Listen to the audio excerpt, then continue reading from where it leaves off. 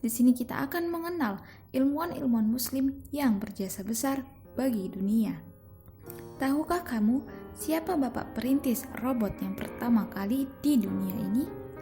Ya, yaitu salah satu ilmuwan muslim yang bernama Ibnu Ismail Al-Jazari. Tidak banyak yang tahu mengenai kehidupan pribadi dari Al-Jazari, sebab kita hanya mengetahui bahwa bapak pertama pencipta robot yaitu Leonardo da Vinci. Namun, apakah kamu tahu bahwa sebenarnya pencipta pertama itu Ibnu Ismail Al-Jazari? Sebutan Al-Jazari ini merujuk pada kelahirannya yang lahir di Diyarbakir, Turki.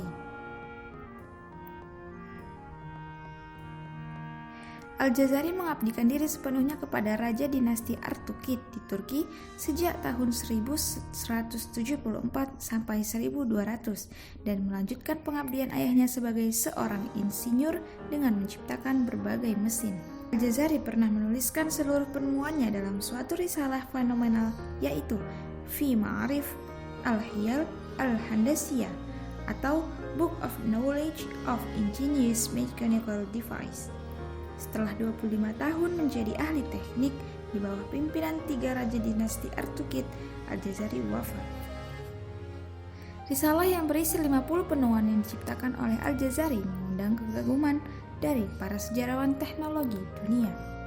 Dalam risalah tersebut, ahli teknik luar biasa ini memaparkan berbagai petunjuk dan tata cara untuk membuat peralatan ataupun teknologi yang diciptakannya, sehingga setiap pembaca risalahnya dapat merangkai dan membuat beragam penemuannya tersebut. Pada tahun 1206, Al-Jazari telah mampu menciptakan robot manusia atau humanoid yang bisa diprogram jauh sebelum Leonardo da Vinci yang berasal dari Italia dan sanggup merancang robotnya pada tahun 1478 yang selama ini diklaim sebagai perintis robot pertama di dunia. Prinsip automasi humanoid itulah yang telah mengilhami pengembangan robot saat ini. Mesin robot yang diciptakan oleh Al-Jazari kala itu berbentuk sebuah perahu terapung di sebuah danau yang ditumpangi oleh 4 robot pemain musik. Untuk menggerakkan robot tersebut, Al-Jazari dengan cerdiknya menggunakan tenaga air atau hidrolik. Karena kecerdikannya tersebut, dunia pun mengakui penemuannya hingga ia dikenal sebagai bapak robot. Berikut ini adapun sumbangsi Al-Jazari terhadap dunia teknologi modern. Yang pertama, menemukan mesin engkol. Al-Jazari berhasil menciptakan mesin engkol yang terhubung dengan sistem rod atau batang pada tahun 1206. Yang kedua, roda gigi. Roda gigi merupakan penemuan penting dari Al-Jazari. Ia merupakan seorang insinyur perintis yang menemukan roda gigi. Penemuannya itu jauh mendahului jam astronomi Giovanni de Dondi pada tahun 1364 dan karya Francisco de Giorgio pada tahun 1501 dalam desain permesinan Eropa. Yang ketiga, mesin pompa air. Al-Jazari menemukan 5 jenis mesin untuk menaikkan air, diantaranya water mill and water wheel. Jam, Al-Jazari juga merancang dan membuat beragam jam.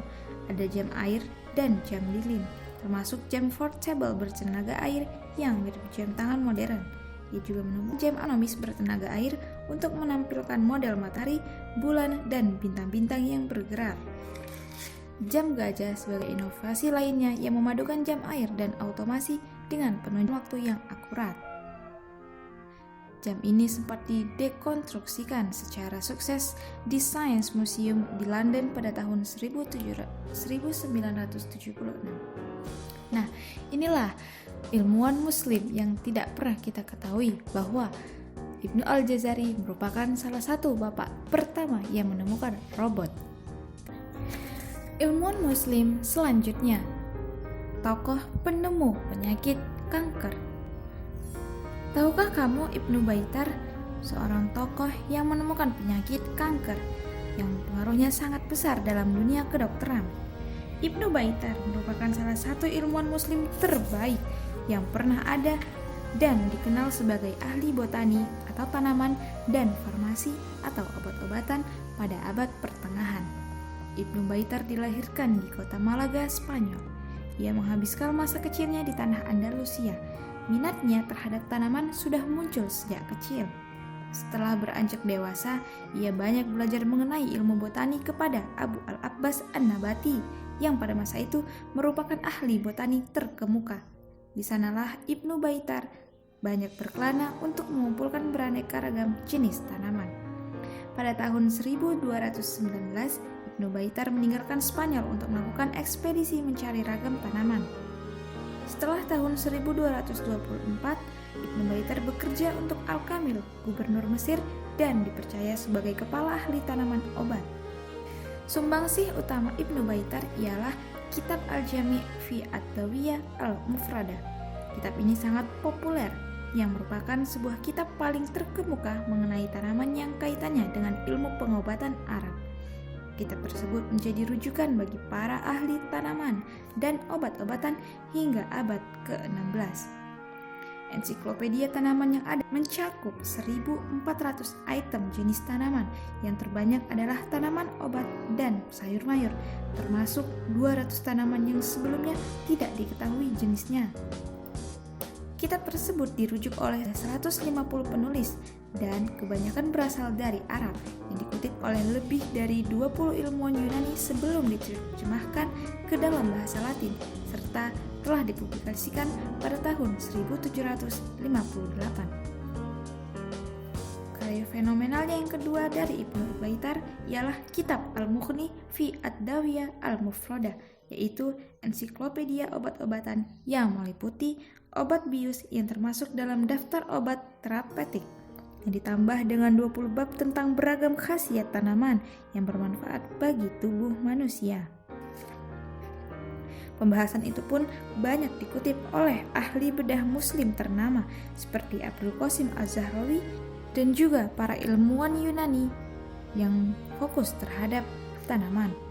Kontribusi Ibnu Baitar tersebut merupakan hasil observasi penelitiannya serta pengklasifikasiannya selama bertahun-tahun lamanya, dan karya tersebut di kemudian hari amat berpengaruh perkembangan bagi ilmu botani, kedokteran baik di Eropa maupun di seluruh dunia.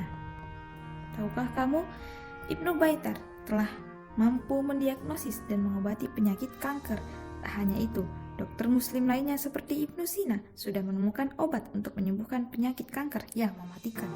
Ibnu Baitar menjadi seorang ilmuwan muslim pada abad 12 Masehi yang berhasil menemukan ramuan herbal untuk mengobati kanker yang bernama Hindiba.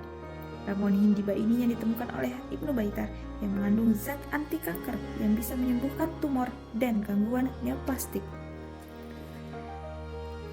Kepala Departemen Sejarah dan Etika Universitas Istanbul, Turki, Profesor Niels Sari dalam karyanya Hindiba, A Drug for Cancer Treatment in Muslim Heritage, telah membuktikan khasiat dan kebenaran ramuan herbal Hindiba yang ditemukan oleh Ibnu Baitar. Setelah melakukan pengujian secara ilmiah, bahkan telah mempatenkan Hindiba yang ditemukan oleh Ibnu Baitar. Menurut Profesor Niels Sari, Hindiba terbukti sangat efektif mengobati kanker. Sayangnya, pada zaman dahulu, Hindiba lebih banyak disarankan sebagai obat untuk perawatan tumor. Hal itu terungkap dalam kitab Ibnu Baitar. Umat Islam telah menggunakan ramuan untuk menyembuhkan kanker sejak dahulu, jauh sebelum dokter di dunia barat telah menemukannya. Setelah melakukan pengujian secara ilmiah, Hindiba memiliki kekuatan untuk mengobati berbagai penyakit. Hindiba dapat membersihkan hambatan yang terdapat pada saluran-saluran kecil di dalam tubuh manusia, khususnya pada sistem pencernaan. Selain itu, Ibnu Baitar pun berkelana, termasuk ke Saudi Arabia dan juga Palestina. Di sana, ia juga mengumpulkan tanaman-tanaman dari sejumlah lokasi. Dan inilah salah satu ilmuwan muslim terbaik yang pernah ada. Nah, untuk itu teman-teman jangan lupa tekan tombol subscribe di bawah ini dan ikuti notifikasi selanjutnya mengenai ilmuwan-ilmuwan muslim dan cendekiawan muslim lainnya yang berpengaruh di dunia.